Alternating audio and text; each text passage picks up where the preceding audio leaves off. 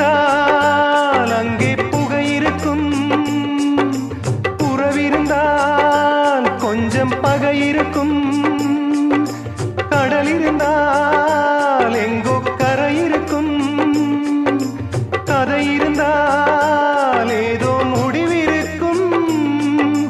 வாழ்வும் வாராமல் சாவும் நேராமல் ரெண்டும் இல்லாமல் மண்ணில் வாழ்கின்றாய். பெண்மை கண்டாலே தாய்மை காண்கின்றாய். பலர் பூஜை கொண்டாடும் பூவாய் வாழ்கின்றாய். அன்புள்ள மகனே, அழுதது போதும், புன்னகை சிந்து, இனி பூக்களின் மாதம்.